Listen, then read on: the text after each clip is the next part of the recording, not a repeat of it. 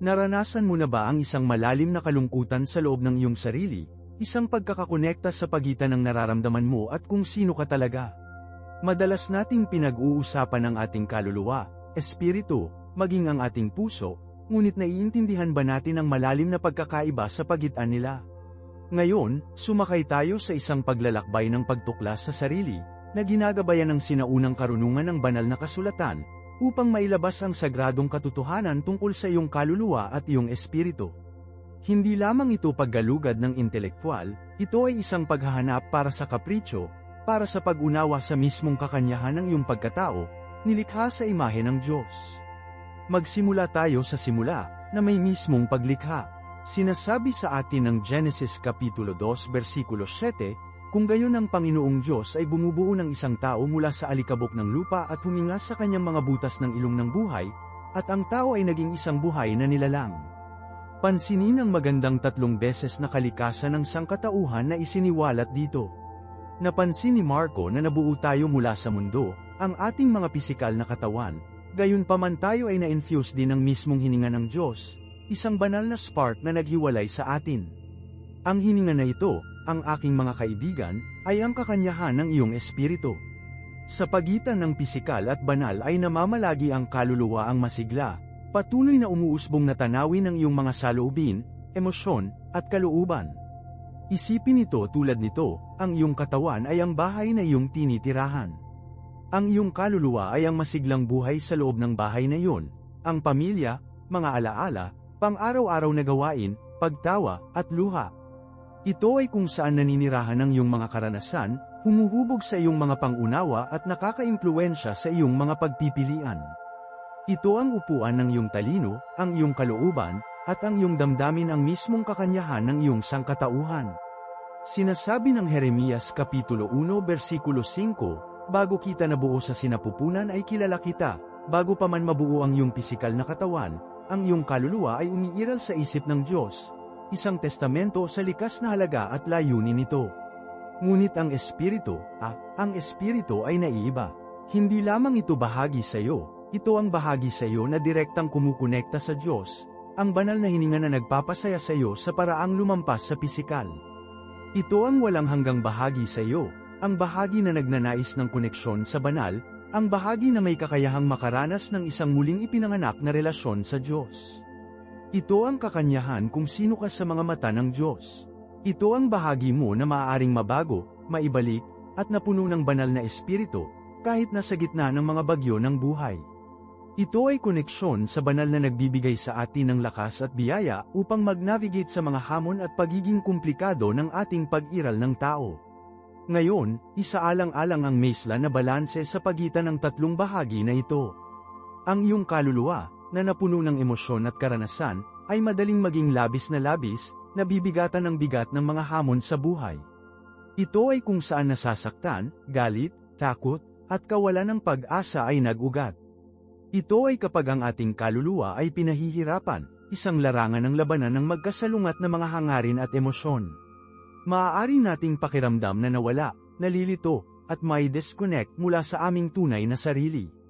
Ngunit kahit nasa gitna ng kaguluhan na ito, ang iyong espiritu, na sagradong spark ng Diyos, ay nananatiling hindi nababago, isang balon ng pag-asa at pagiging matatag. Ito ay bahagi ng iyo na maaaring muling maipaliwanag, muling mapalakas, at mabago ng mismong hininga ng Diyos. Ito ay kung saan nagsisimula ang gawain, ang paglalakbay ng pagsasama, ng pagsamahin ng katawan, kaluluwa, at espiritu. Isipin ito bilang isang 3-legged stool. Ang isang matibay na dumi ng tao ay nangangailangan ng lahat ng 3 mga binti na nagtatrabaho sa konsyerto, alisin ang isa, at ang buong bagay ay gumuho. Katulad nito, ang pagpapabiya sa anumang isang aspeto ng iyong pagkatao, ang pisikal, emosyonal, o ang espiritual ay lumilikha ng kawalan ng timbang at kawalang tatag sa iyong buhay. Magsimula tayo sa katawan. Ito ang templo ng iyong kaluluwa at espiritu, ang sisidlan kung saan nakakaranas ka ng mundo. Nararapat ito sa paggalang, pangangalaga, at pagpapakain. Hindi lamang ito tungkol sa pag-iwas sa sakit, ito ay tungkol sa paglilinang ng isang malusog na relasyon sa iyong pisikal na sarili. Ang regular na ehersisyo, isang balancing dieta, at sapat na pahinga ay hindi lamang mabuting gawi, ang mga ito ay mga gawa ng pag-ibig sa sarili, na kinikilala ang pagiging sagrado ng iyong pisikal na anyo. Kapag umunlad ang iyong katawan, ang iyong kaluluwa at espiritu ay may mas malakas na pundasyon upang maitaguyod. Pabayaan ang iyong pisikal na kagalingan, at mas mahihirapan kang pamahalaan ang mga stress at strain na inilagay sa iyong kaluluwa at espiritu. Pagkatapos ay mayroong kaluluwa, ang emosyonal na sentro ng iyong pagkatao. Ito ay kung saan na proseso ang iyong mga karanasan, kung saan ang iyong pagkakakilanlan ay humuhubog. Mahalaga na alagaan ang iyong kaluluwa, upang linangin ang kamalayan sa sarili at katalinuhan ng emosyonal. Nangangahulugan ito ng pag-aaral upang makilala ang iyong mga emosyon, pag-unawa sa kanilang mga pinagmulan, at pagbuo ng malusog na mga mekanismo ng pagkaya. Journal, pagninilay, paggastos ng oras sa kalikasan nito ang lahat ng mga paraan upang kumonekta sa iyong panloob na tanawin at lumikha ng puwang para sa emosyonal na pagpapagaling at paglaki. Huwag sugpuin ang iyong emosyon, kilalanin ang mga ito, ay proseso ang mga ito, at matuto mula sa kanila. Payagan ang iyong sarili na madama ang buong spectrum ng karanasan ng tao, ang mga kagalakan at kalungkutan, ang mga tagumpay at mga pag-aalsa. Yakapin ang kahinaan, ito ay sa pamamagitan ng kahinaan na nangyayari ang tunay na koneksyon at pagpapagaling. At sa wakas, ang espiritu, ang banal na spark sa loob mo, ang koneksyon sa isang bagay na higit sa iyong sarili. Ang pag-aalaga ng iyong espiritu ay nagsasangkot ng paglilinang ng isang relasyon sa banal, gayunpaman naiintindihan mo yon. Panalangin, pagninilay, pagsamba, mga gawa ng serbisyo lahat ito ay mga paraan para sa pagkonekta sa mapagkukunan ng iyong pagkatao, para sa muling pagdadagdag ng iyong mga espiritual na reserba. Ito ay tungkol sa paglilinang ng isang pakiramdam ng pagkamangha at pagtataka, isang pagkilala sa pagiging sagrado ng buhay. Ito ay tungkol sa paghahanap ng kahulugan at layunin sa iyong pag-iral, pagkonekta sa isang bagay na mas malaki kaysa sa iyong mga individual na pakikibaka. Kapag malakas ang iyong espiritu, magkakaroon ka ng pagiging matatag upang mag-navigate ng mga hamon sa buhay, ang panloob na kapayapaan sa mga bagyo sa panahon, at ang walang tigil na pag-asa na dalhin ka sa kahit na ang pinakamadilim na gabi. Tandaan, hindi ito tungkol sa pagiging perpekto, ito ay tungkol sa pag-unlad, tungkol sa pagsusumikap para sa balanse at pagsasama, tungkol sa patuloy na naghahanap ng isang mas malalim na koneksyon sa iyong sarili at ang banal. Mahaba ang paglalakbay, ngunit ang mga gantimpala ay hindi mababago. Ngayon, masuri natin ang bawat aspeto. Naantig namin ang kahalagahan ng pisikal na kagalingan, ngunit galugarin natin ang mga praktikal na diskarte. Isipin ang iyong katawan bilang isang makinis na nakatutok na makina. Kailangan nito ang tamang gasolina, isang jeta na mayaman sa mga prutas, gulay, buong butil, at sandalan na protina. Iwasan ang mga naproseso na pagkain, asukal na inumin, at labis na caffeine, dahil maaari itong makagambala sa maisla na balanse ng iyong katawan. Ang regular na ehersisyo ay hindi tungkol sa pagpapahirap sa iyong sarili, ito ay tungkol sa paghahanap ng mga aktibidad na nasisiyahan ka. Kung sumayaw man, hiking, paglangoy, o simpleng paglalakad, maghanap ng isang bagay na nakakakuha ng iyong puso na pampang at dumadaloy ang iyong dugo. Layunin para sa hindi bababa sa 30 minuto ng katamtaman intensity ehersisyo sa karamihan ng mga araw ng linggo. At huwag maliitin ang kapangyarihan ng pahinga. Layunin para sa 7 hanggang 8 na oras ng kalidad ng pagtulog bawat gabi. Lumikha ng isang nakaka-relax na gawain sa oras ng pagtulog upang matulungan kang makapagpahinga at ihanda ang iyong katawan para magpahinga. Maaari itong kasangkot sa isang mainit na paliguan, pagbabasa ng isang libro, o pakikinig sa pagpapatahimik ng musika. Tungkol sa iyong kaluluwa, ang emosyonal na katalinuhan ay susi. Hindi sapat na maramdaman lamang ang iyong emosyon, kailangan mong maunawaan ang mga ito. Bakit ganito ang pakiramdam mo? Ano ang nag-trigger ng damdaming ito? Ano ang mga pangangailangan na hindi natutugunan? Ang journal ay maaaring maging isang malakas na tool para sa pagtuklas sa sarili. Isulat ang iyong mga saloobin at damdamin ng walang paghuhusga. Payagan ang iyong sarili na galugarin ang iyong panloob na mundo nang walang takot sa pagpuna. Ang pagmumuni-muni ay makakatulong din sa iyo na kumonekta sa iyong panloob na sarili at linangin ang isang kalmado. Kahit na ang ilang minuto ng pang-araw-araw na pagmumuni-muni ay maaaring gumawa ng isang makabuluhang pagkakaiba. At huwag maliitin ang kapangyarihan ng koneksyon. Gumugol ng oras sa mga mahal sa buhay, alagaan ang iyong mga relasyon, at humingi ng suporta kapag kailangan mo ito. Tandaan, hindi ka nag-iisa sa iyong mga pakikibaka. May mga taong nagmamalasakit sa iyo at nais na tumulong. At sa wakas, pag-usapan natin ang tungkol sa pag-aalaga ng iyong espiritu. Ito ay isang malalim na personal na paglalakbay, at walang tamang paraan upang gawin ito. Ito ay tungkol sa paghahanap kung ano ang sumasalamin sa iyo, kung ano ang makakatulong sa iyo na kumonekta sa isang bagay na higit sa iyong sarili. Para sa ilan, maaaring ito ay panalangin, para sa iba, pagmumuni-muni, para sa iba pa, maaaring gumugol ito ng oras sa kalikasan, makisali sa mga gawa ng serbisyo, o paghabol sa mga pagsusumikap ng malikhain.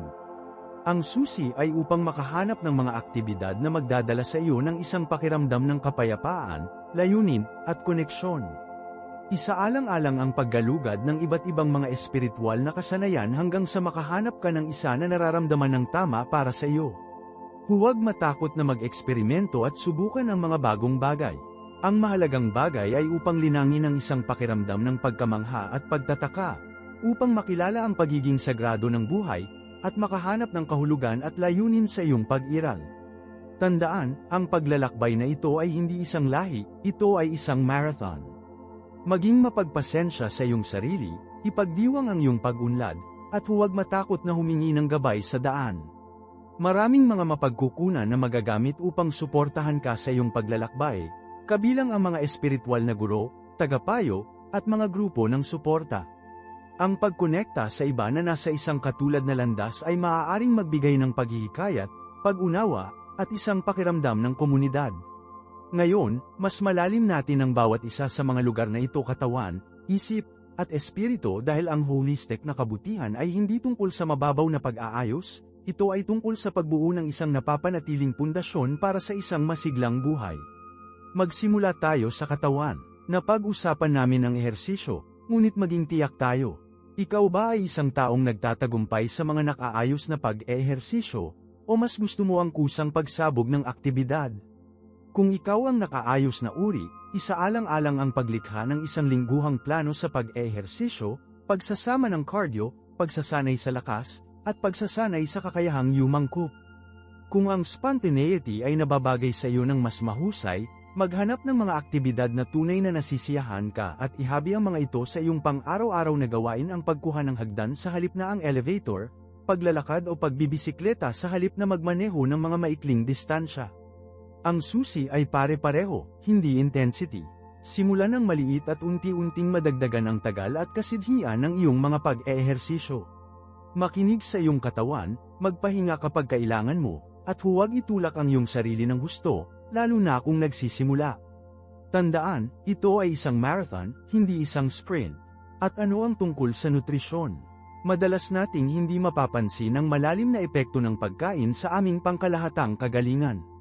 Hindi ito tungkol sa mga paghihigpit na dieta, ito ay tungkol sa maalalahanin na pagkain. Bigyang pansin kung ano ang inilalagay mo sa iyong katawan. Tumutok sa buo, walang pag-aaral na pagkain, maraming prutas at gulay, sandalan na protina, at malusog na taba. Paliitin ang mga naproseso na pagkain, asukal na inumin, at labis na caffeine. Mahalaga rin ang hydration. Layunin ng hindi bababa sa 8 baso ng tubig sa isang araw. Eksperimento sa iba't ibang mga pagkain at hanapin kung ano ang epektibo sa iyong katawan at isip. Isaalang-alang ang pagpapanatili ng isang tala-arawan sa pagkain upang subaybayan ang iyong paggamit at kilalanin ang anumang mga pattern o nag-trigger na maaaring makaapekto sa iyong mga antas ng enerhiya o kalooban. Huwag matakot na maghanap ng propesyonal na patnubay mula sa isang nutrisyonista kung kailangan mo ng tulong sa paglikha ng isang personal na plano. Ngayon, bisitahin natin ang isip. Naantig namin ang emosyonal na katalinuhan at journal, ngunit galugarin natin ang ilang mga praktikal na pamamaraan. Ang mga kasanayan sa pag-iisip, na lampas sa pagmumuni-muni, ay maaaring hindi ka pani-walang kapaki-pakinabang. Subukang isama ang pag-iisip sa iyong pang-araw-araw na gawain. Binibigyang pansin ang iyong hininga habang naghihintay ka sa linya, nasisiyahan ang lasa ng iyong pagkain, o napansin ang mga sensasyon sa iyong katawan habang naglalakad ka. Ang mga maliliit na sandali ng pagkakaroon ay makakatulong sa iyo na may angkin ang iyong sarili sa kasalukuyang sandali at mabawasan ang stress at pagkabalisa. Ang mga diskarte sa pag-uugali ng pag-uugali, CBT, ay maaari ding maging hindi kapani-pani walang kapaki-pakinabang sa pamamahala ng mga negatibong kaisipan at pag-uugali. Tinutulungan ka ng CBT na makilala at honin ang mga negatibong pattern ng pag-iisip at bumuo ng mas maraming mga mekanismo ng pagkaya sa pagkaya. Maraming mga mapagkukunan na magagamit sa online at sa iyong komunidad upang matulungan kang matuto ng higit pa tungkol sa CBT. Tandaan, ang paghanap ng propesyonal na tulong ay isang tanda ng lakas, hindi kahinaan. Ang isang therapist ay maaaring magbigay ng personalized na gabay at suporta upang matulungan kang mag-navigate sa iyong mga hamon sa emosyon. Sa wakas, bumalik tayo sa pag-aalaga ng iyong espiritu. Ito ang pinaka-personal na aspeto ng kagalingan, at mahalaga na malaman kung ano ang resonates ng malalim sa loob mo. Isaalang-alang ang paggalugad ng iba't ibang mga paraan voluntaryo ang iyong oras sa isang kadahilanan na pinapahalagahan mo. Paggugol ng oras sa kalikasan, pagsali sa mga malikhaing hangarin tulad ng pagpipinta, pagsulat, o musika, o pagkonekta sa isang espiritual na komunidad. Ang layunin ay upang makahanap ng mga aktibidad na magdadala sa iyo ng isang pakiramdam ng layunin, kahulugan, at koneksyon sa isang bagay na mas malaki kaysa sa iyong sarili. Ito ay tungkol sa paglilinang ng isang pakiramdam ng pasasalamat sa mga magagandang bagay sa iyong buhay, pag-aalaga ng pakikiramay sa iyong sarili at sa iba pa, at pagbuo ng isang pakiramdam ng kapatawaran pagpapatawad sa iyong sarili sa mga nakaraang pagkakamali at pagpapalawak ng kapatawaran sa iba. Ang paglalakbay na ito ng pagtuklas sa sarili ay patuloy, ito ay isang tuloy-tuloy na proseso ng paglaki at ebolusyon. Yakapin ang paglalakbay, maging mapagpasensya sa iyong sarili, at tandaan na okay na humingi ng gabay at suporta sa daan. Ang landas sa holistic na kagalingan ay natatangi sa bawat individual. Kaya magtiwala sa iyong intuisyon at matuklasan kung ano ang pinakamahusay na gumagana para sa iyo. Mas malalim ang praktikal na aplikasyon ng mga alituntuning ito. Napag-usapan namin ang tungkol sa pag-iisip, ngunit paano mo talaga gawin ito? Hindi ito tungkol sa pag-alis ng iyong isip, isang karaniwang maling kuro-kuro. Ito ay tungkol sa pag-obserba ng iyong mga saloobin at damdamin ng walang paghuhusga. Isipin ang iyong isip bilang isang ilog. Ang mga saloobin at emosyon ay dumadaloy sa pamamagitan ng. Ang pag-iisip ay tulad ng pag-upo sa bangko, nanunood ng daloy ng ilog, hindi sinusubukan na pigilan ito o baguhin ang kurso nito. Magsimula sa 5 minuto lamang sa isang araw. Maghanap ng isang tahimik na puwang, umupo ng comfortable, isara ang iyong mga mata kung gusto mo, at tumuon sa iyong paghinga. Pansinin ang pandamdam ng pagpasok ng hangin at pag-iwan ng iyong mga butas ng ilong, ang pagtaas at pagbagsak ng iyong dibdib. Kapag ang iyong isip ay gumagala at ito ay gentle gabay sa iyong pansin pabalik sa iyong paghinga. Maraming mga gabay na pagmumuni-muni na magagamit sa online o sa pamamagitan ng mga app tulad ng Headspace o Calmado na makakatulong sa iyo na magsimula. Huwag mawala ng pag-asa kung nahanap mo ang iyong karera sa isip, ito ay isang natural na bahagi ng proseso. Ang susi ay ang pagsasanay ng regular, kahit na ilang minuto lamang bawat araw. Ang mga benepisyo ay may sa paglipas ng panahon. Ang pagtatayo ng malakas na relasyon ay isa pang mahalagang haligi ng holistic na kagalingan. Ang mga koneksyon na ito ay nagbibigay ng suporta, pag-ibig, at isang pakiramdam ng pag-aari. Pag-aalaga ang iyong umiiral na mga relasyon sa pamamagitan ng aktibong pakikinig, pakikipag-usap ng bukas at matapat, at magkasama ang paggastos ng kalidad. Mag-schedule ng regular na oras sa mga mahal sa buhay, kahit na ito ay isang tawag sa telepono o isang mabilis na petsa ng kape. Huwag maliitin ang kapangyarihan ng koneksyon ng tao, ito ay isang malakas na antidote sa kalungkutan at paghihiwalay. Kung nalaman mo ang iyong sarili na kulang sa mga makabuluhang relasyon, isaalang-alang ang pagsali sa mga club o grupo batay sa iyong mga interes, pagboluntaryo, o pagkuha ng mga klase upang matugunan ang mga bagong tao. Tandaan, ang pagbuo ng malakas na relasyon ay tumatagal ng oras at pagsisikap, ngunit ang mga gantimpala ay hindi mababago. Ang pisikal na aktibidad ay madalas na hindi napapansin sa hangarin ng kagalingan, ngunit ito ay isang mahalagang sangkap.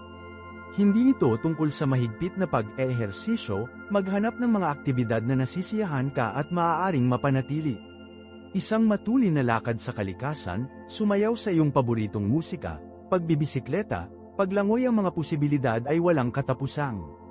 Ang susi ay upang makahanap ng isang bagay na gumagalaw sa iyong katawan at nakakakuha ng rate ng iyong puso. Layunin para sa hindi bababa sa 30 minuto ng katamtaman intensity ehersisyo sa karamihan ng mga araw ng linggo. Makinig sa iyong katawan, magpahinga kapag kailangan mo, at unti-unting madagdagan ang intensity at tagal ng iyong pag-ehersisyo habang nakakakuha ka ng fitter. Ang mga benepisyo ay umaabot ng higit pa sa pisikal na kalusugan.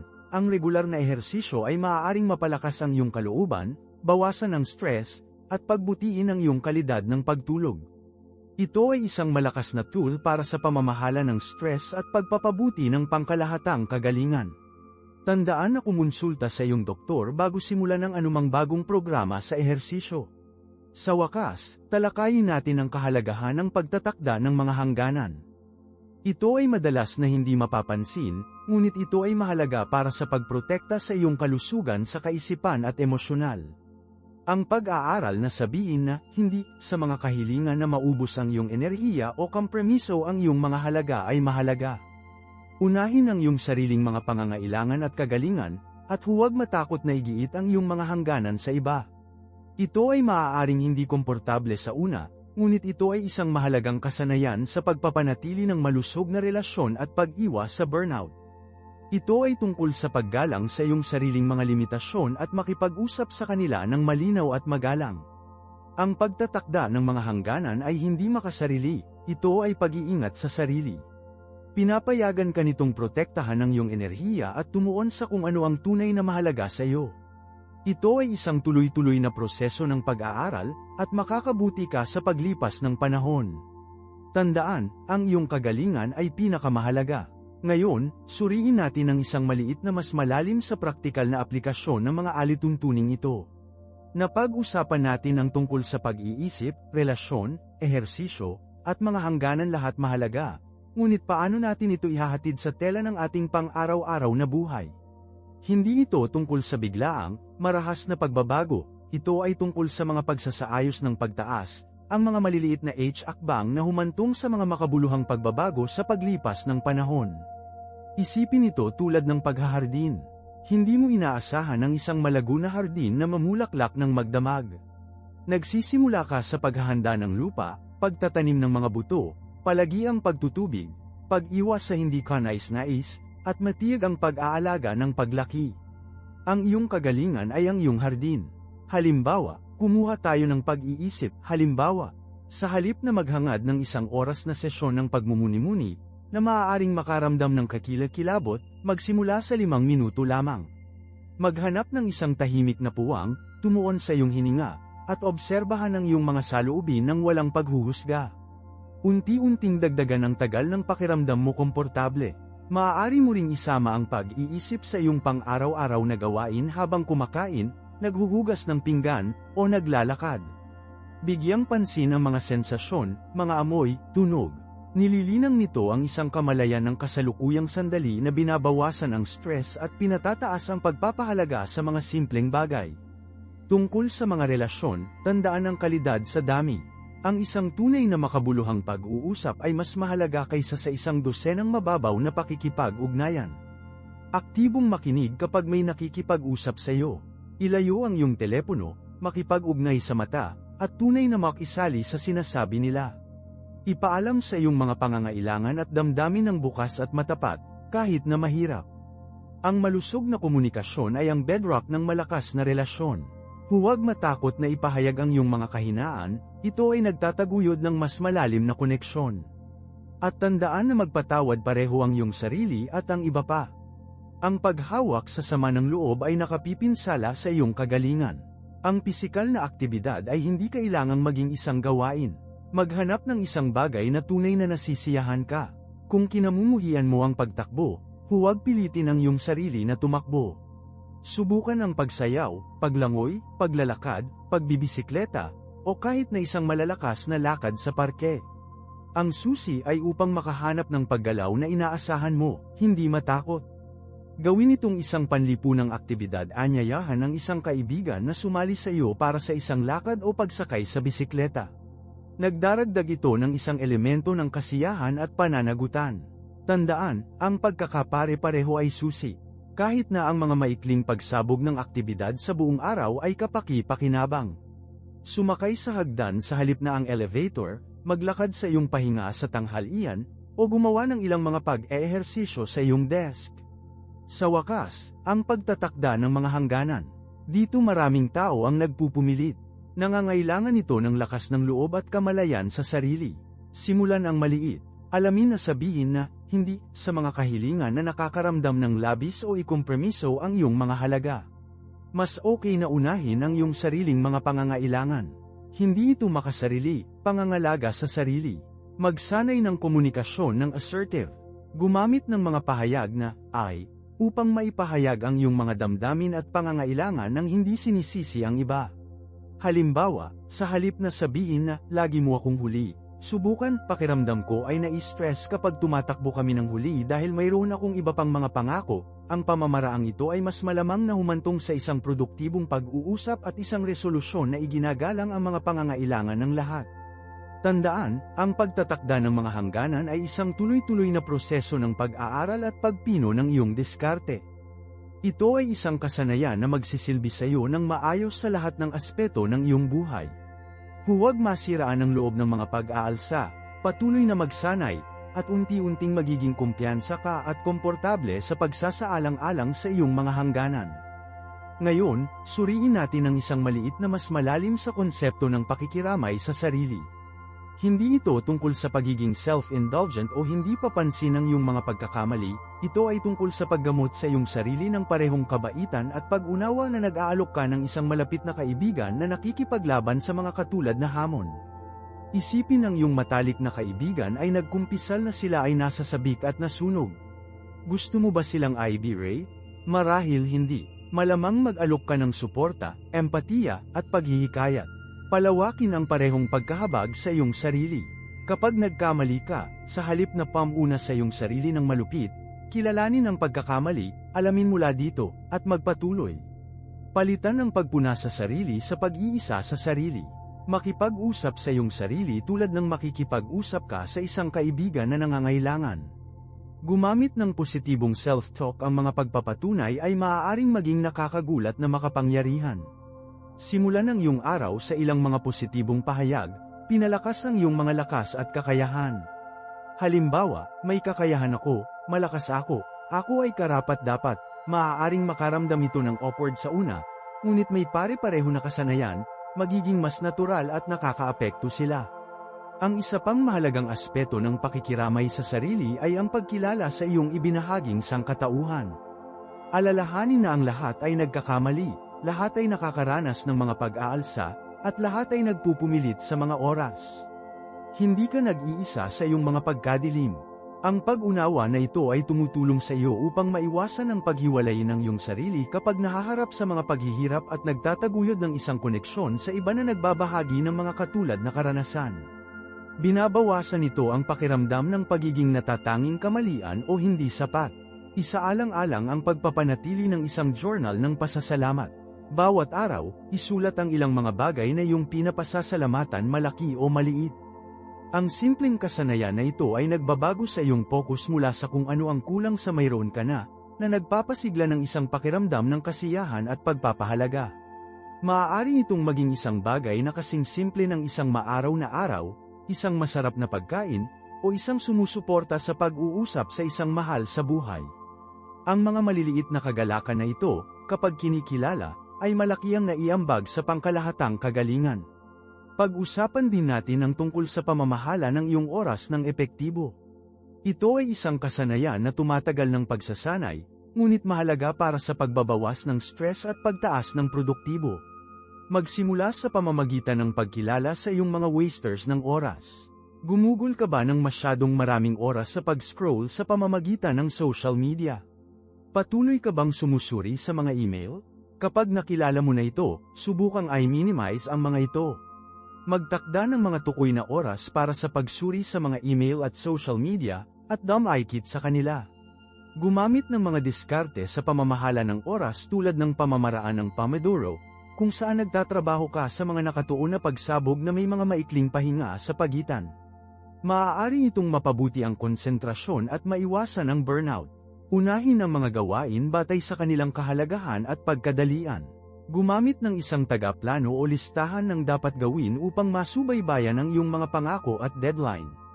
Hatiin ang mga malalaking gawain sa mas maliit, mas mapapamahalaan na mga hakbang.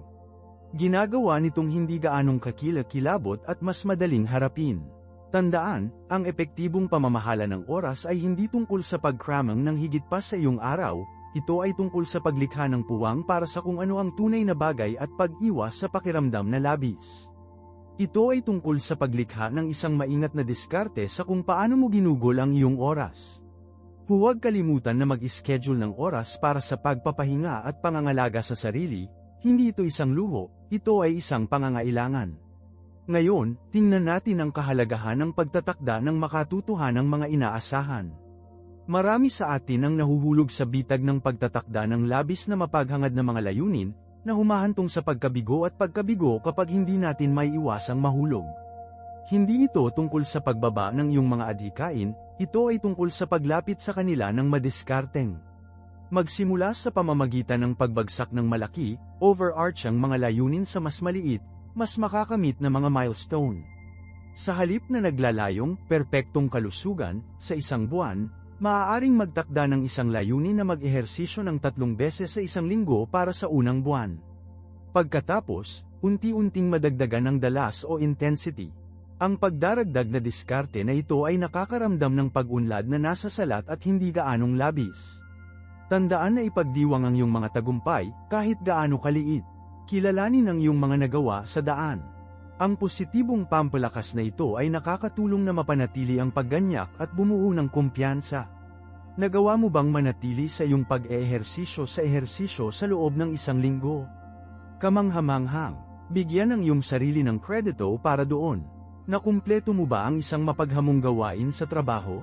Iyon ang dahilan upang maging mapagmataas. Ang pagkilala sa mga panalo na ito, gayunpaman hindi gaanong mahalaga ang mga ito ay maaaring tila, pinalakas ang positibong pag-uugali at pinapanatili kang sumulong. Ang isa pang mahalagang aspeto ay ang pag-aaral na sabihin hindi. Ito ay madalas na mahirap, lalo na para sa mga likas na tao kasiyahan o pakiramdam na obligado na gawin ang lahat. Gayunpaman, ang patuloy na pag-overcommitting sa iyong sarili ay hindi maiiwasang haantong sa burnout at sama ng loob. Mas okay na tanggihan ang mga kahilingan na hindi nakahanay sa iyong mga prioridad o kapasidad. Ang pagsasabi na hindi sa iba ay nagbibigay daan sa iyo upang sabihin oo sa iyong sarili at sa iyong kagalingan. Kasanayan sa pagtatakda ng mga hangganan.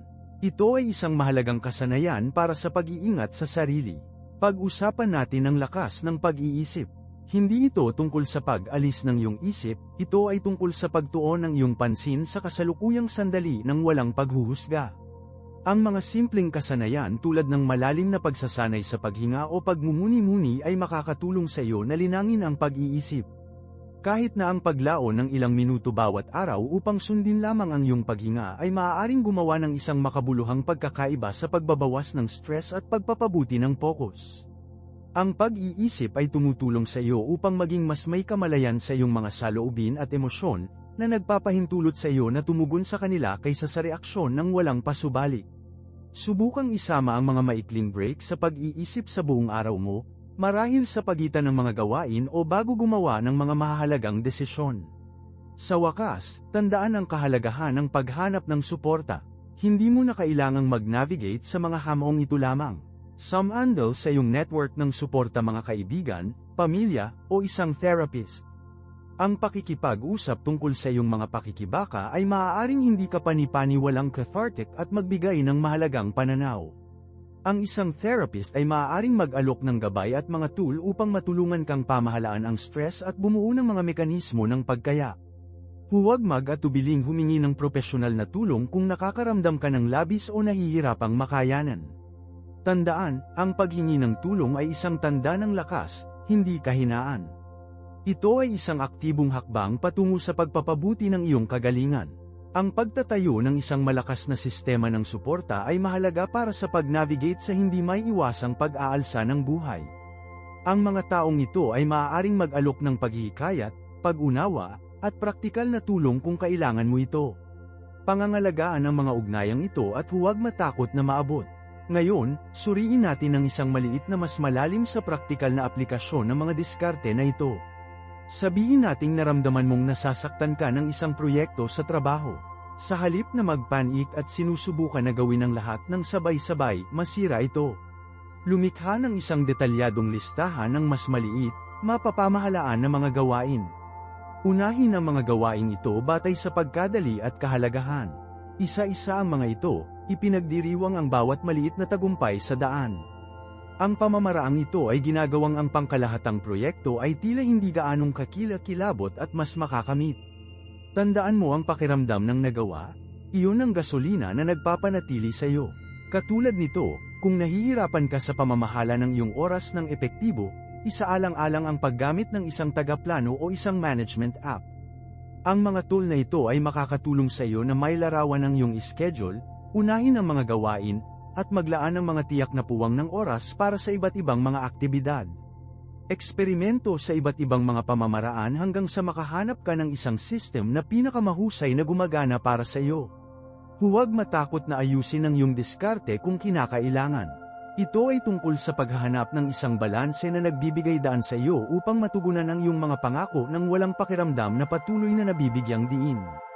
Tandaan, hindi ito tungkol sa pagkramang ng lahat. Ito ay tungkol sa pagtatrabaho ng mas matalinong, hindi mas mahirap. At ano ang tungkol sa mga patuloy na negatibong kaisipan na gumagapang sa iyong isip? Lahat tayo ay mayroon sa kanila. Ang susi ay upang malaman kung paano hamanin ang mga ito. Kapag ang isang negatibong pag-iisip ay nag-pop up, tanungin ang iyong sarili, totoo ba ang pag-iisip na ito?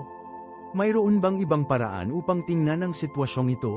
Ano ang sasabihin ko sa isang kaibigan na may kaisipang ito? Kadalasan, ang pagtatanong lamang sa bisa ng mga negatibong kaisipan ay makakatulong upang mabawasan ang kanilang kapangyarihan. Ito ay isang anyo ng pag-aayos ng cognitive, isang pamamaraan na ginamit sa therapy upang matulungan ang mga tao na baguhin ang mga negatibong pattern ng pag-iisip. Ito ay isang malakas na tool para sa pagpapabuti ng kagalingan sa pag-iisip. Bukod dito, ang pag-aalaga ng iyong pisikal na kalusugan ay kasing halaga ng iyong kalusugan sa kaisipan. Tiyakin na nakakakuha ka ng sapat na pagtulog, pagkain ng masustansyang pagkain, at makisali sa regular na pisikal na aktibidad.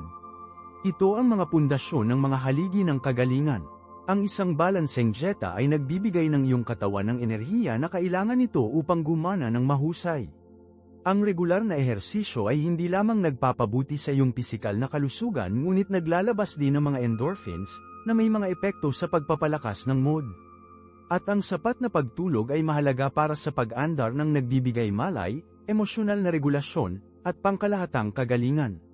Unahin ang mga elementong ito, at mapapansin mo ang isang makabuluhang positibong epekto sa iyong pangkalahatang estado ng kaisipan. Huwag maliitin ang kapangyarihan ng pagtulog ng magandang gabi. Sa wakas, tandaan na ang pangangalaga sa sarili ay hindi makasarili, mahalaga ito. Ito ay tungkol sa aktibong pagsali sa mga aktibidad na nagpapalusog sa iyong isip, katawan, at kaluluwa. Ito ay maaaring maging anumang bagay mula sa pagbabasa ng isang libro, pagkuha ng isang nakaka-relax na paliguan, paggugol ng oras sa kalikasan, paghabol sa isang libangan, o simpleng paggawa ng isang bagay na nasisiyahan ka. Gumawa ng oras para sa mga aktibidad na ito, kahit na sa loob lamang ng ilang minuto bawat araw. Ischedule ang mga ito sa iyong araw, tulad ng anumang iba pang mahalagang appointment. Ang mga sandaling ito ng pangangalaga sa sarili ay mahalaga para sa muling pagdadagdag ng iyong enerhiya at maiwasan ang burnout. Hindi sila luho, ang mga ito ay mga pangangailangan. Isipin ito bilang pagpapanatili ng pagpapanatili para sa iyong kagalingan. At tandaan, ang pagbuo ng katatagan ay isang paglalakbay, hindi isang patutunguhan. Ito ay tungkol sa pagbuo ng kapasidad na mag-bounce pabalik mula sa mga pag-setback at mga hamon. Ang buhay na hindi may iwasang nagtatapon ng mga curveballs, ito ay kung paano mo hawakan ang mga ito na tumutukoy sa iyong pagiging matatag. Ang isang pangunahing aspeto ay ang pagbuo ng isang malakas na sistema ng suporta. Palibutan ng iyong sarili ng positibo, sumusuporta sa mga tao na nagpapalaki sa iyo at nag-aalok ng paghihikayat sa mga mahihirap na oras.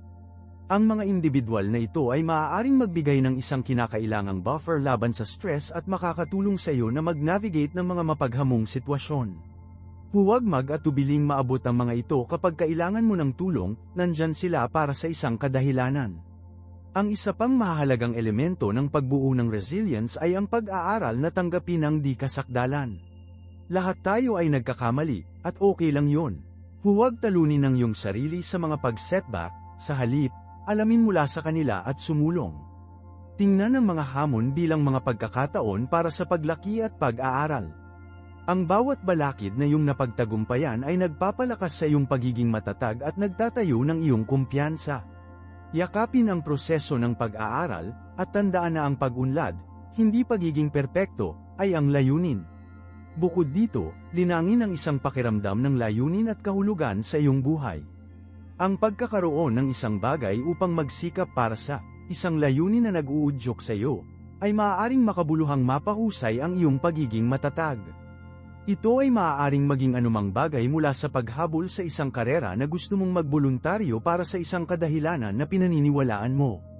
Ang paghahanap ng kahulugan at layunin ay nagbibigay sa iyo ng isang pakiramdam ng direksyon at tumutulong sa iyo na mag-navigate sa mga mahihirap na oras na may higit na kailanwan at pagpapasya. Nagbibigay ito ng isang malakas na angkle sa iyong buhay, saligan ka at pinipigilan ka na makaramdam ng adrift. Sa wakas, magsanay ng pag-iisip at pakikiramay sa sarili. Ang pag-iisip ay nagsasangkot ng pagbibigay pansin sa kasalukuyang sandali ng walang paghuhusga. Ito ay tungkol sa pagkilala sa iyong mga saloobin at damdamin ng hindi naalis sa kanila. Ang pakikiramay sa sarili ay nangangahulugang pagpapagamot ng iyong sarili sa parehong kabaitan at pag-unawa na mag-aalok ka ng isang kaibigan. Ito ay nagsasangkot ng pagkilala sa iyong mga pagkadilim at pagtanggap sa kanila ng walang pagpuna sa sarili. Ang mga kasanayang ito ay makakatulong sa iyo na pamahalaan ang stress, ayusin ang iyong mga damdamin, at bumuo ng isang mas malakas na pakiramdam ng pagpapahalaga sa sarili, lahat ng mga mahalagang sangkap ng pagiging matatag. Tandaan, ang pagbuo ng katatagan ay isang patuloy na proseso, na nangangailangan ng pare-pareho na pagsisikap at kamalayan sa sarili. Ito ay isang kasanayan na maaaring matutunan at igagalang sa paglipas ng panahon, na humahantong sa isang mas katuparan at nababanat na buhay. Ito ay tungkol sa pag-unawa sa iyong mga lakas at kahinaan, at pag-aaral upang magamit ang iyong mga lakas habang pinapagaan ang iyong mga kahinaan. Ito ay tungkol sa patuloy na paglaki at pagbagay. Kaya, anong mga estratehiya ang iyong unahin upang mabuo ang iyong sariling katatagan? Ipaalam sa akin sa mga komento sa ibaba. At huwag kalimutan na mag-subscribe, pindutin ang notification bell upang hindi ka makaligtaan sa mga hinaharap na video, at siguraduhin suriin ang aking susunod na video sa pagtagumpayan ng pagpapaliban. Hanggang sa pagkatapos, mag-ingat at panatilihin ang pagbuo ng katatagan na iyon. Siyaw ngayon, ito ay si Marco.